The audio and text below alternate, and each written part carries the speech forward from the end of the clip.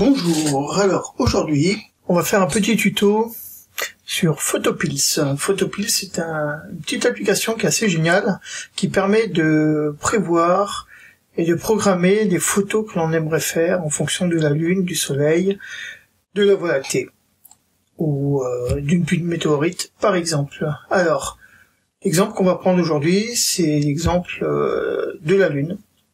On aimerait faire une photo de la lune à un endroit assez précis. En l'occurrence, la lune qui apparaît derrière le piton des neiges. Et nous, on est placé du côté du Maedo. Alors, pourquoi cette petite vidéo? Parce que au départ, je pensais que Photopills c'était assez simple. Dans le principe, c'est assez simple, mais il y a 2-3 petits trucs à faire qui me semblent importants et j'ai un petit peu galéré.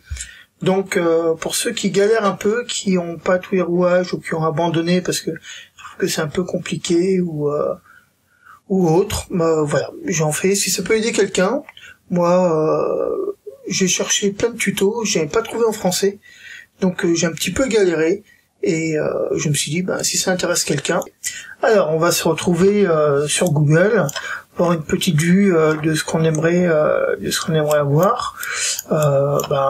J'aimerais avoir en gros du parking du Maedo, se retrouver avec la lune qui arrive derrière le piton des neiges. Voilà, alors on se retrouve ici, on bouge un peu, voilà, avec la lune qui débarque ici à l'arrière.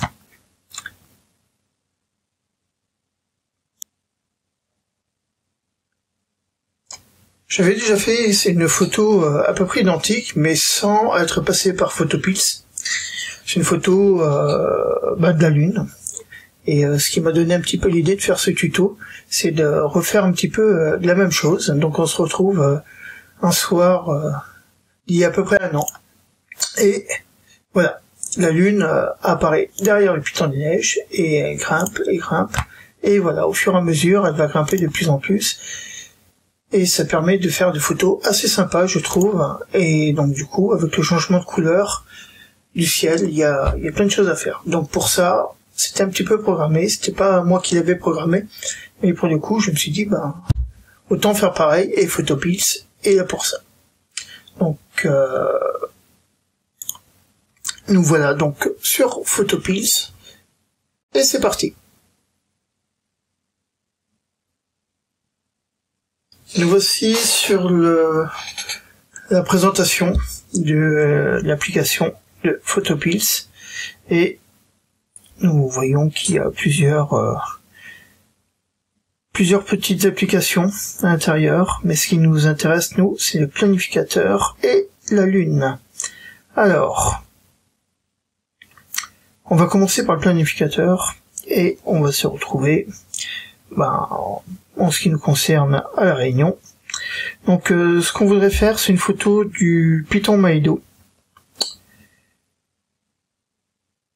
et qui vise le piton des neiges. Ici. Pour ce faire, il faut donc le point de départ du photographe et le point de visée. Il nous faut donc une autre épingle. Alors, cette fameuse épingle noire, moi j'ai eu du mal à la trouver parce que je cherchais tout le temps dans le bandeau sur la droite et je trouvais pas de bandeau noir, d'épingle noire. Je me disais mais c'est pas possible, elle est où cette épingle? Et en fait, je pensais que ça c'était le départ et j'ai pas remarqué que il y avait quelque chose derrière. Donc cette fameuse épingle noire, elle est ici. Donc il suffit juste d'appuyer là et notre petite épingle noire apparaît comme par enchantement. Donc cette petite épingle noire, il faut juste la mettre sur notre point de visée. Alors, on va faire un petit zoom. On arrive, on est ici. Et là, ça nous donne les coordonnées, l'altitude, 3051 mètres, et la différence de 857 mètres par rapport au point de l'appareil photo, soit en gros quasiment 5 degrés, 4,82 degrés de différence. Ces 4,82 degrés sont assez importants parce que, on le verra tout à l'heure, ce sera l'inclinaison de l'appareil photo et donc de la Lune par rapport au Piton des Neiges. Donc maintenant, qu'est-ce qu'il nous faut savoir? Alors, quand on clique ici, pour ceux qui découvrent l'application, on a 4 traits.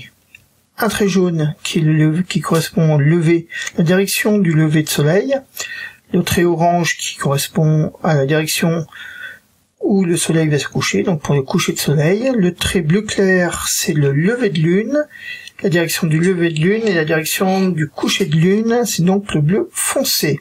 Ce qui nous intéresse, nous, aujourd'hui, c'est non pas le soleil, mais la lune. Alors on voit la graduation sur le cercle qui entoure notre épingle de l'appareil photo. Ces cercles correspondent au degré de l'azimut. Chaque trait correspond à 10 degrés, et ce qui permet de savoir à peu près à quel degré se trouve la Lune en fonction de l'heure. Quand on déplace l'élément, on sait que là, elle est aux alentours de 90, 80, 70, 60, etc., etc. Et se retrouver ici, donc en levé, à 10 degrés. Et on remonte de 10 degrés à chaque fois pour redescendre de l'autre côté. Voilà, alors ce qui nous intéresse, nous, c'est effectivement, c'est quand la Lune va se retrouver ici. Donc, pour la chercher plus précisément, et en fonction des jours, en fonction de l'année quand on se trouve, on va aller voir la Lune, parce que ce qui nous intéresse, c'est la pleine Lune. Donc, on a vu que la pleine Lune, c'était hier. Hop, et... Donc la prochaine pleine Lune, c'est le 5. Donc le 5 juin, on aura une pleine Lune à 23h13. On revient ici et on va demander à Photopills d'aller chercher avec la petite loupe du bas ici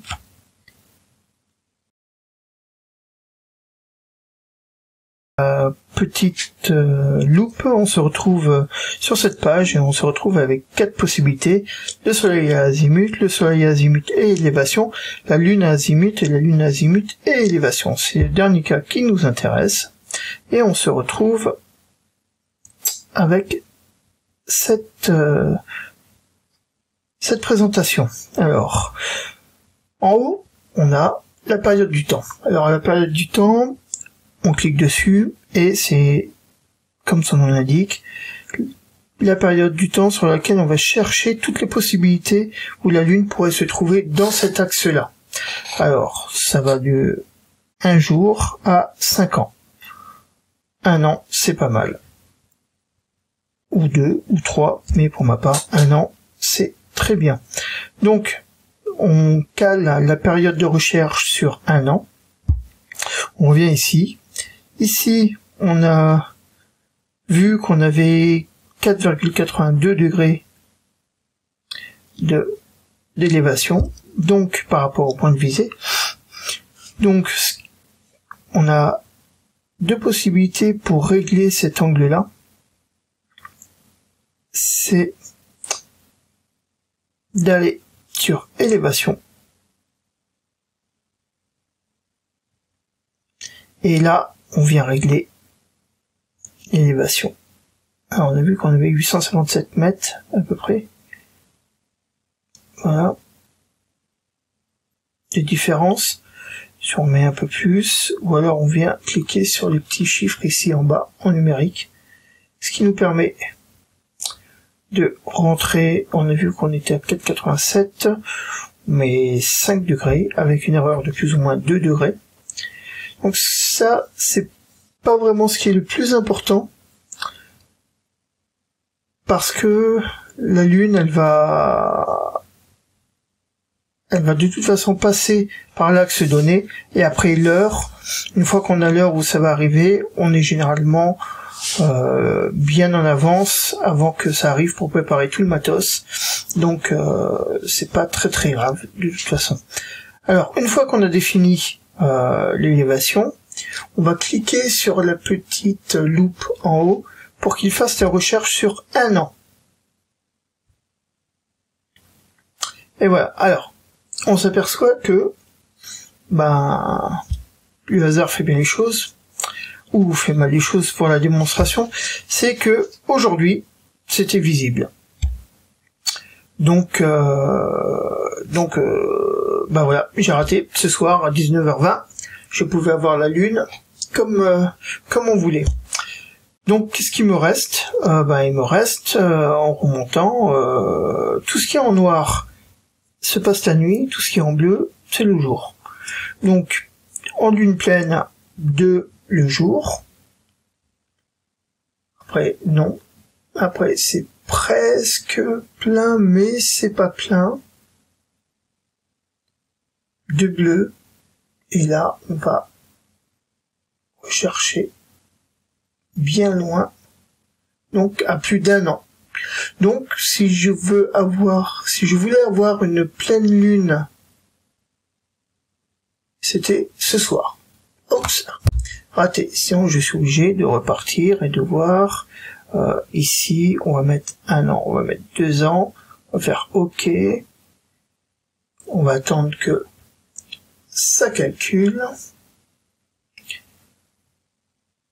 Ça met forcément un peu plus de temps. Et on va refaire rechercher. Et là, donc, ça nous indique toujours que c'était ce soir. Et on va descendre, et on va descendre, et on va descendre, et on va descendre. On a dépassé l'année.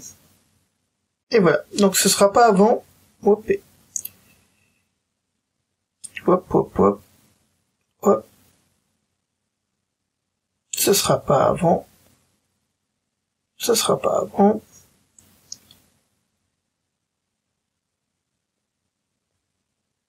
Une pleine lune.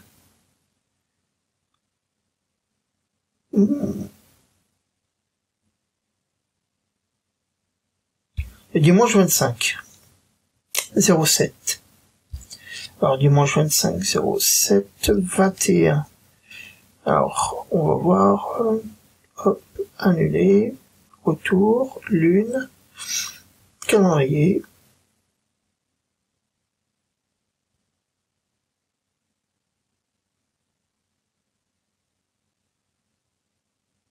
On va vérifier sur le calendrier.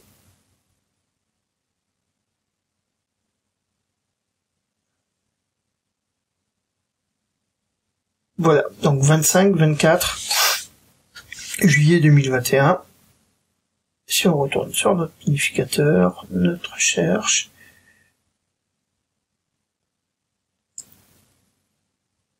on est à peu près bon.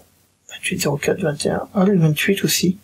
28-04, à voir. Donc du coup, on a toutes les dates, avec toutes les lunes, en fonction de chaque date, sur ce point. On va faire un autre essai quelque part, pour justement changer un petit peu tout ça, pour faire un autre essai. Au Maïdo, on peut rester au Maïdo, pourquoi pas.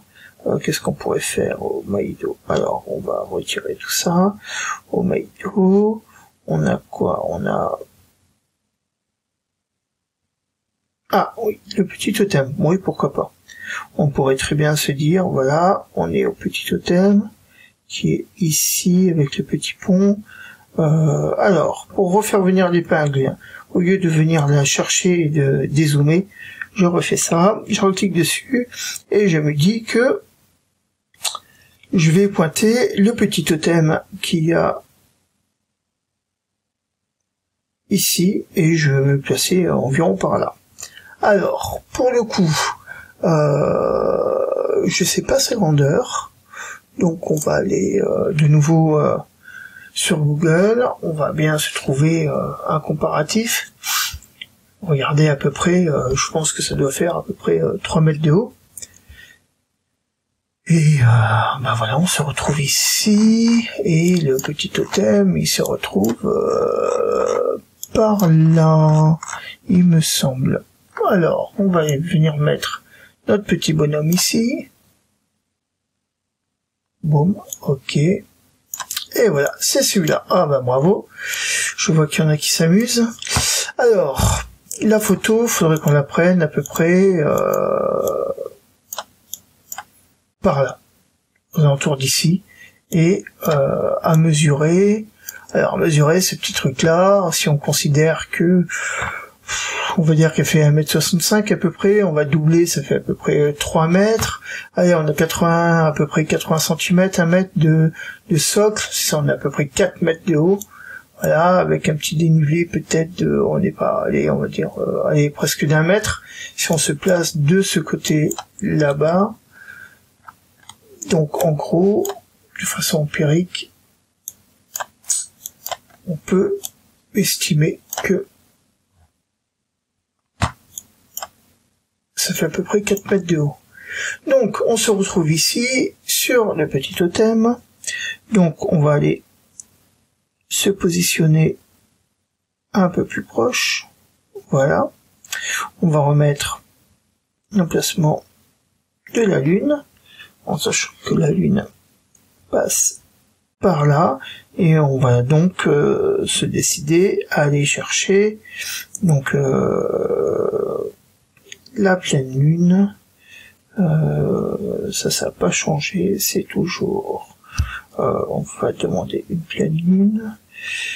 Donc on va chercher lune à ce niveau-là, et on a dit à peu près 4 mètres de haut, donc ça fait pas grand chose.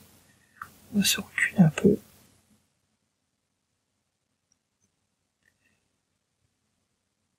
On va aller se mettre en élévation 1 mètre, on a dit à peu près 4 mètres.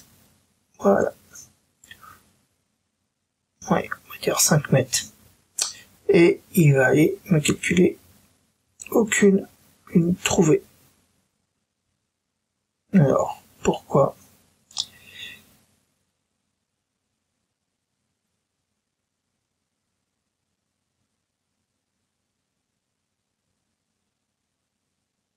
On va changer d'angle.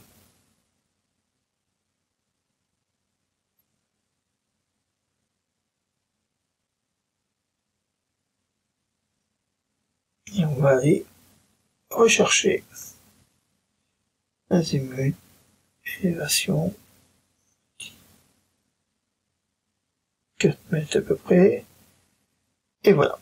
Donc, ici, une fois qu'on a chopé le truc, ça devient assez rapide. Ici, on sait que, par exemple, le vendredi 30/10/2020, la lune sera pleine et va se retrouver au bout du petit totem. Alors, une fois qu'on a ça, on clique sur la date, le 30/10, et on aura effectivement bien, par rapport à notre point de visée et le totem, à 4 mètres, on aura la lune à la pointe de ce totem à 3h50 du matin. Si on veut l'enregistrer dans notre planning, il suffit d'aller dans enregistrer ici, en bas, on enregistre, on va dans plan, nouveau plan, et on marque lune, totem, Maïdo.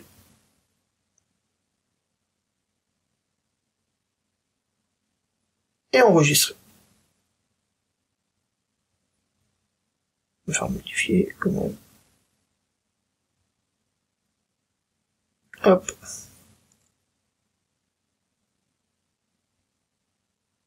Ok. Et voilà. Donc du coup, on a dans notre planning cette date enregistrée et elle va nous le reconfirmer. Si je regarde dans mon contenu, ma planification. J'ai Python Milo, Lune, Python des Neiges, Lune, Totem,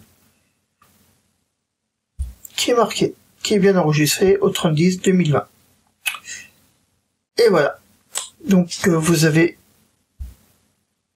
eu un petit aperçu de comment on vient se caler sur une date pour aller faire des photos. Bon, j'espère que ce tuto vous aura un peu aidé, ou du moins vous y voyez un petit peu plus clair, et que ce sera beaucoup plus simple pour vous d'aller planifier dorénavant vos photos. Voilà, à la prochaine!